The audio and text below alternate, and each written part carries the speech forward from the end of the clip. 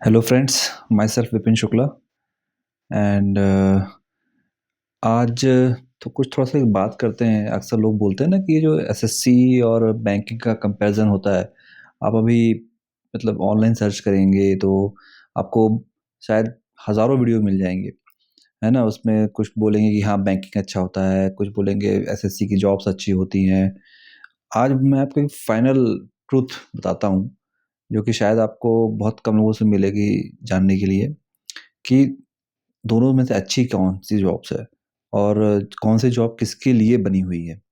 तो सबसे पहले तो जो गवर्नमेंट की जॉब है ना, एसएससी, स्टाफ सिलेक्शन कमीशन की नौकरियाँ हैं, कोई भी आप नौकरी उठा के देख लो, वो सरकार में चाहे क्लरिकल हो, चाहे कुछ इंस्पेक्टर्स हों, कुछ भी हों, वो एक आप ग्रुप बी कैटेगरी के एम्प्लॉयी बनते हो आप।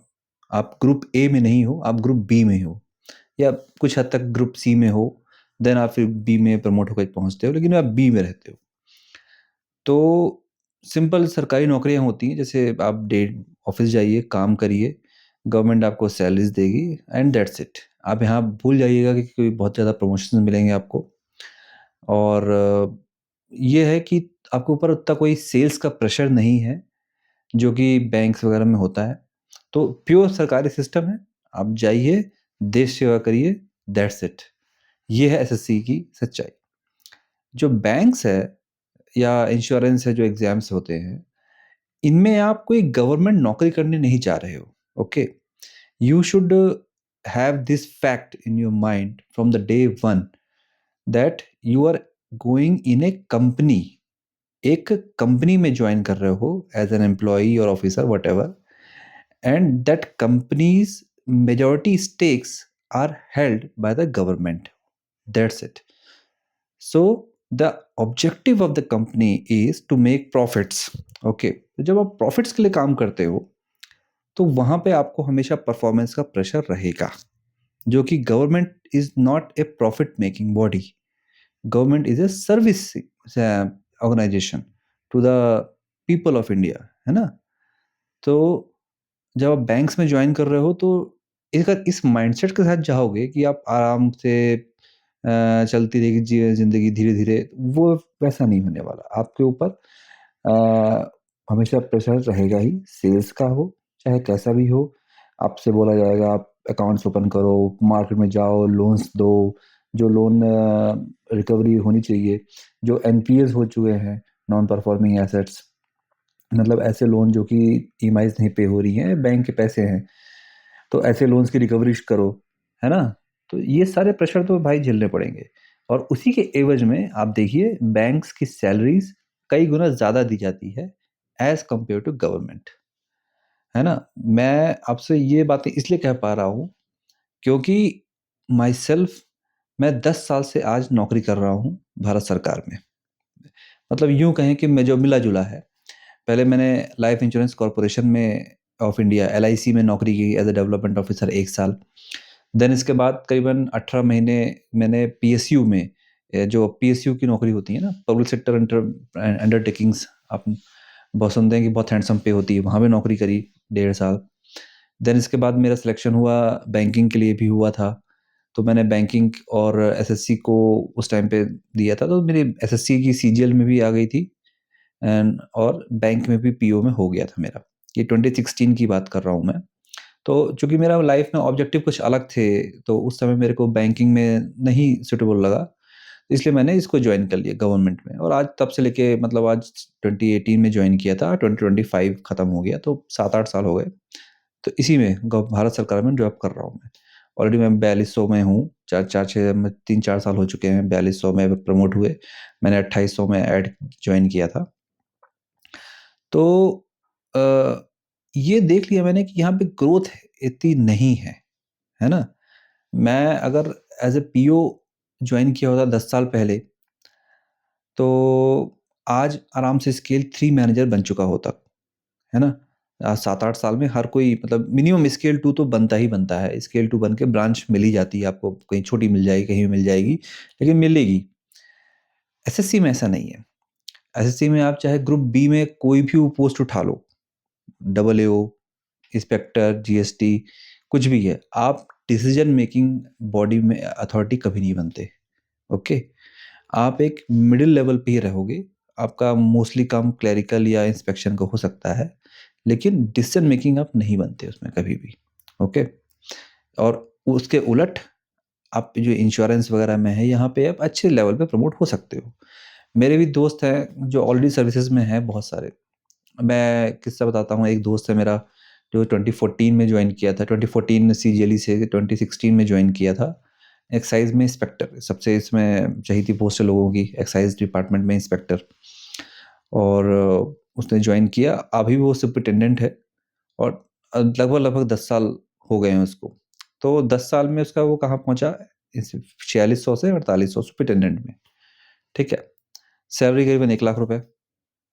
वहीं दूसरा दोस्त है मेरा जो कि 2014 के एंड में शायद आईबीपीएस के थ्रू पीओ ज्वाइन किया था। पहले क्लर्क में था, फिर पीओ में आया। आज 25 हो गया, करीबन 11 साल, 10 से 11 साल उसको भी हो गए। He is already scale 3 manager and he is running for the scale 4 chief manager position, है ना। सैलरी लगभग यहाँ से 1.5 गुना जो उसकी एक्साइज में है, वो 1 लाख रुपए है, ये यहाँ पे 1.6 या 1.7 लाख रुपीज जाती है इसकी सैलरी क्रॉस। सब कुछ ऐड कर दीजिए आप तो। ऑफकोर्स अब बोलेंगे प्रेशर तो है, बिकॉज ब्रांच मैनेज करना है, ब्रांच को आगे रन करना है, बिजनेस बढ़ाना है, तो प्रेशर तो रहेगा, टाइम कम रहेगा, और उसी रेशियो में आगे बढ़ती है लाइफ हर चीज़ व्यक्ति की।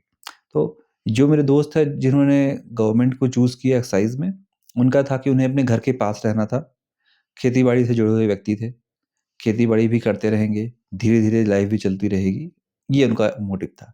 सेकंड, जो जिसने बैंक ज्वाइन किया उसका मोटिव था अच्छे पैसे कमाना है, ऊंचाई पे पहुंचना है।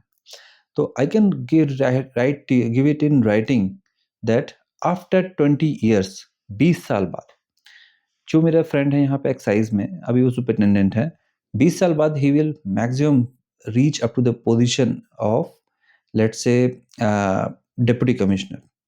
ओके, डिप्टी कमिश्नर, और one more level above that, level 12 maybe, that's it. And level 12 not a big, very big post in the government. Okay, आप यूपीएससी से आते हो, लेवल 10 से स्टार्ट करते हो, 3 साल में, 3-4 साल में लेवल 11, और उसके 4-5 साल में आप लेवल 12 पहुंच जाते हो, है ना। तो वो जिस लेवल पे पहुंचेगा आफ्टर 20-30 ईयर्स, लेवल 11 या लेवल 12 की पोस्ट होगी। और वही व्यक्ति जो पीयू में ज्वाइन किया, जो आज स्केल 4 के लिए दौड़ रहा है, may be just in the end of his career, अगर वो इसी तरह लगा रहा, तो he will be become the CMD of A any insurance body or any banking body.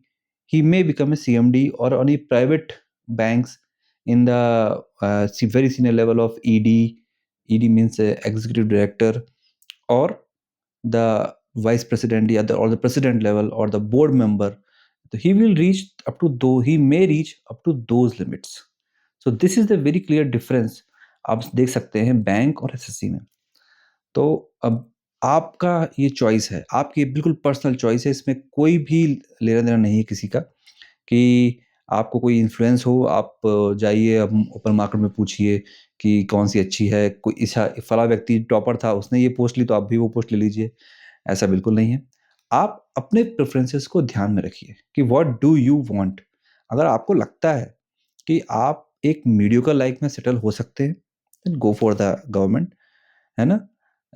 अब ये मत बोलना कि यार आप करप्शन करोगे तो फिर बहुत ज़्यादा पैसा कमाओगे, बिकॉज़ करप्शन के एवेन्यू धीरे-धीरे बहुत कम होते जा रहा है, और मोस्टली जो लोग करते हैं वो फँसते भी हैं, है ना? आप 1, 2, 3 साल खींच ले जाओगे, लेकिन अल्टीमेटली फिर फँस जाओगे, फिर कोई मतलब नहीं है यार। आफ्टर 10 और 15 ईयर्स ऑफ सर्विस, एंड आपको अपने बच्चों, अपने फैमिली, अपने रिश्तेदारों, सबके सामने कल को पुलिस आएगी, एंटी करप्शन चार्जेस में ले जाएगी आपको, आपके ऊपर प्रोसीडिंग्स होगी, सस्पेंशन होगा, तो बहुत बदनामी होती है।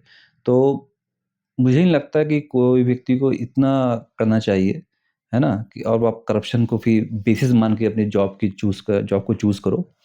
सो बी वेरी मच फेयर, कि आप मेहनत से काम करिए और एक्यूरेटली काम करिए, है ना? अप टू द जो आपसे एक्सपेक्टेशंस उतना काम करिए, दैट्स इट। तो अगर आपकी एम्बिशंस हाई हैं, तो you should go for a corporate career, and banking और पर say that insurance is a kind of corporate, only the things are that the rules and regulations are governed by the Ministry of Finance. That's it. Okay, तो that's it for now. और हम slowly इस तरह मैं अपनी बातें बताता रहूँगा। उसमें अगर किसी को हेल्प मिल जाए तो इट्स वेल एंड गुड, है ना? मेरा सिर्फ यही ऑब्जेक्टिव है कि जो बाहर लोग हैं, आजकल क्या है ना कि इतना सारा नॉलेज है, मतलब it's a plethora of information. इतनी ज़्यादा इन्फॉर्मेशन है कि यार समझ ही नहीं आता कि कैसे उसको प्रोसेस किया जाए।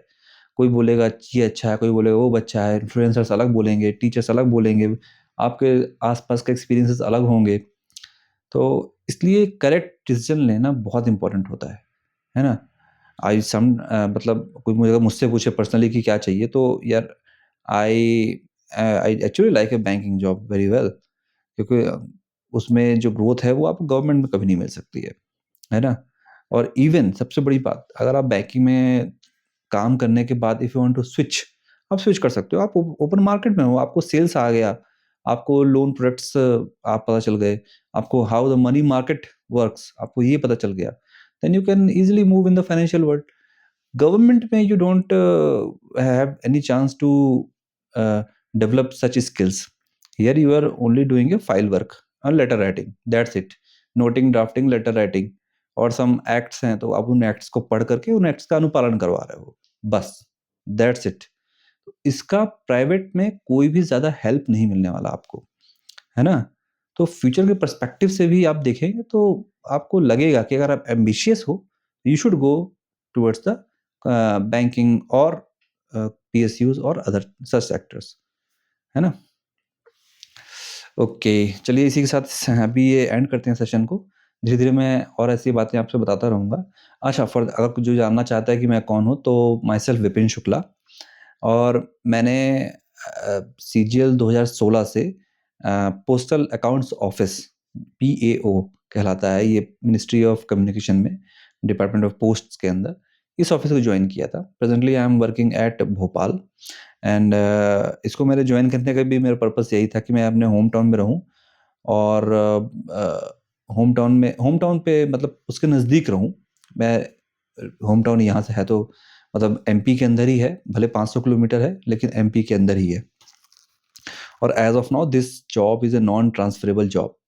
सो मेरे साथ, मुझे ये पता था ये चीज़ बहुत अच्छे से पहले से कि ये ट्रांसफर्स यहाँ पे नहीं होते हैं, इसलिए मैंने ज्वाइन किया था यहाँ पे। ओके, तो be very clear, I have left that opportunity to join bank और सब because I wanted to do this only, that's it, nothing else. तो ये मेरी पर्सनल चॉइस थी। इस पे कोई ऐसी बात नहीं कि मैं वो ये ज़्यादा अच्छा है वो बेकार है, ऐसा नहीं है, बिल्कुल भी नहीं है। ये पर्सनल चॉइस थी कि मुझे यहीं पे रह करके कुछ अपना करना था, दैट्स इट, मैंने इसलिए ज्वाइन कर लिया यहाँ पे। ओके, तो you may all take decisions in favour of your convenience, है ना? जैसा आपको लगता है आप वैसा डिसीजन लीजिए। Don't come in the influence of anyone कि उसने ऐसा किया इसलिए आप करिए। टॉपर्स क्या ले रहे हैं, लीव देम। सबकी अपनी एक लाइफ है, अपनी एक गोल्स हैं, अपने एक एम्बिशंस हैं। किसी को 1 लाख का फ़ोन अच्छा लगता है, किसी को जो कुछ लोग हैं जो 50,000 में सेटिस्फाइड हैं। तो आप अपनी मर्ज़ी, आपकी लाइफ, योर चॉइस, है ना? Okay, thank you.